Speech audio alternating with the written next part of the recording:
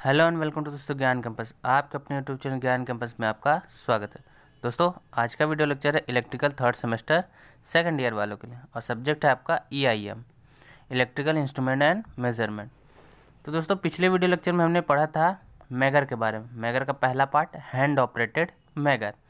तो इस video lecture में हम मैगर का सेकंड पार्ट यानी ट्रांजिस्टराइज्ड मैगर पढ़ेंगे।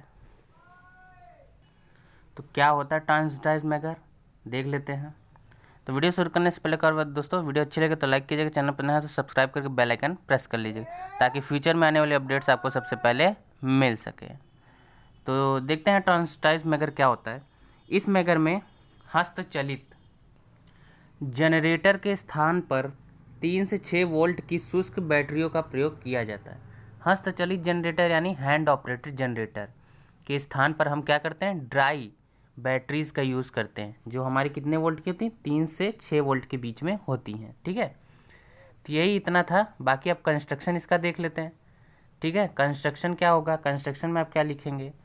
तो कंस्ट्रक्शन आपका क्या होता है, इस प्रकार के मैगर में 2 मुख्य भाग होते हैं। पहला आपका DC करंट सोर्स होता है, दूसरा आपका प्रतिरोध मापक उपयंत्र, इंग्लिश में लिखेंगे रेजिस्टेंस मेजरिंग इंस्ट्रूमेंट। ठीक है, तो सेम ऐसा ही आप एग्ज़ाम में भी लिखिएगा।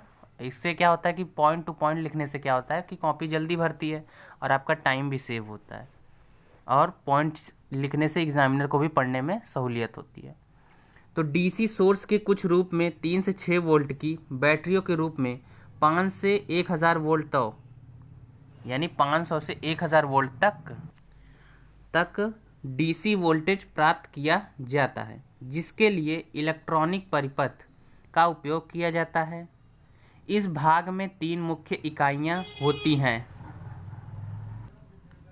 तो दोस्तों हैंडराइटिंग थोड़ी सी ठीक नहीं है, लेकिन आप समझ जाइएगा क्योंकि देखिए फास्टली लिखना पड़ता है तो आप लोग के नोट्स बनाने में काफ़ी टाइम लगता है। ठीक है, तो पहला पॉइंट क्या है इसमें, पहली इकाई में DC सोर्स व उसको AC में परिवर्तित करने के लिए इन्वर्टर यूनिट लगी होती है। ठीक है, ये पहला पॉइंट है। दूसरा, निम्न वोल्टेज को उच्च मान के लिए वोल्टेज में परिवर्तित करने के लिए स्टेप अप ट्रांसफार्मर लगा होता है। आपका लास्ट पॉइंट है, तीसरे भाग में ट्रांसफार्मर से प्राप्त AC वोल्टेज को पुनः DC में बदलने के लिए कंट्रोल यूनिट व रेक्टिफायर यूनिट लगी होती है। ठीक है, आगे देखते हैं। बैटरी के श्रेणी में एक दाब कुंजी P लगी होती है जो एक परिवर्ती प्रतिरोध RA से जुड़ा होता है।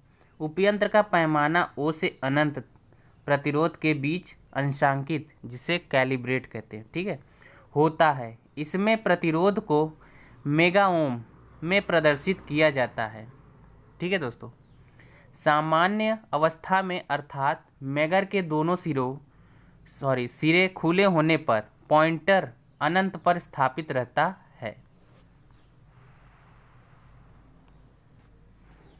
एक रक्षक यानी प्रोटेक्टिंग, ठीक है, प्रतिरोध RP को मीटर के श्रेणी में जोड़ा जाता है ताकि निम्न प्रतिरोधों की जांच करने पर मैगर को क्षति न पहुंचे।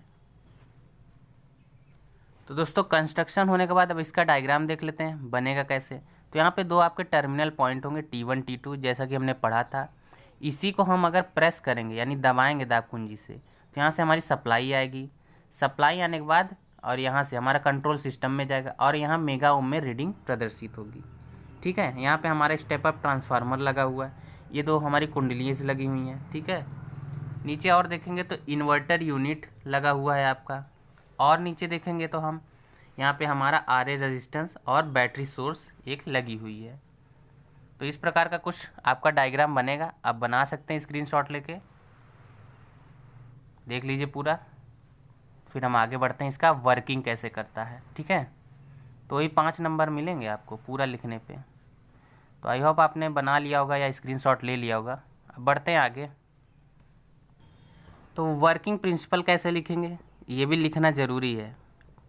ठीक है, मीटर के टर्मिनल T1 व T2 को आपस में जोड़कर दाब कुंडली P को दबाया जाता है, जिससे मैगर में अधिकतम धारा प्रवाहित होती है और मेगर में पॉइंटर शून्य की तरफ विक्षेपित हो जाता है। दोनों टर्मिनल को खुला छोड़ देने पर उपयंत्र में लगभग शून्य धारा प्रवाहित होती है।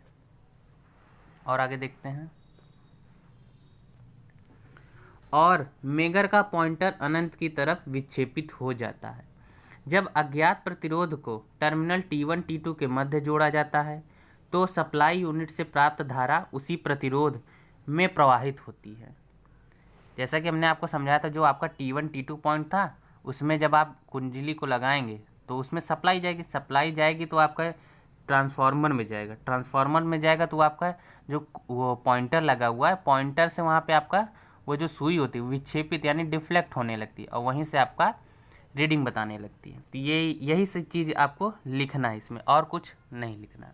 तो इसे आप थोड़ा सा कैसे इस लैंग्वेज में लिखेंगे ये भी हम आपको दिखा रहे हैं। तो इसको आप इस लैंग्वेज में भी लिख सकते हैं, अपनी लैंग्वेज में भी बना के लिख सकते हैं, थोड़ा एक आइडिया मिल जाएगा आपको। ठीक है, तो आगे पढ़ते हैं। आगे, दो सप्लाई यूनिट से प्राप्त धारा उस प्रतिरोध में प्रवाहित होती है और इसी धारा के अनुरूप भी डिफ्लेक्शन टॉर्क कुंडलियों द्वारा उत्पन्न किया जाता है और मेगर का पॉइंटर उसी के अनुरूप स्केल पर विक्षेपित होता है। ठीक है, आपका जो मेगर का पॉइंटर है उसी पे विक्षेपित यानी आपको रीडिंग बताने लगता है। ठीक है, तो ये था आपका ट्रांसड्यूसराइज्ड मेगर का कंस्ट्रक्शन वर्किंग प्रिंसिपल, जो कि आता है, मोस्ट इम्पॉर्टेंट है। तो आज के वीडियो लेक्चर में इतना ही रखते हैं दोस्तों, और बाकी का जो हमारा नेक्स्ट वीडियो लेक्चर में होगा वो अर्थ टेस्टर, ये भी इम्पॉर्टेंट है। तो हम ये नेक्स्ट वीडियो लेक्चर में आपको प्रोवाइड करेंगे ये लेक्चर, और हम जल्दी इसका आपका प्रीवियस ईयर क्वेश्चन पेपर लाने वाले हैं। तो वो वीडियो ज़रूर देखिएगा, उसमें भी हम आपको इम्पॉर्टेंट क्वेश्चन कैसे बोर्ड एग्जाम में पूछे गए वो आपको एक बेसिकली आइडिया मिल जाएगा। तो मिलते हैं नेक्स्ट वीडियो में, तब तक के लिए जय हिंद, जय भारत। Thanks for watching.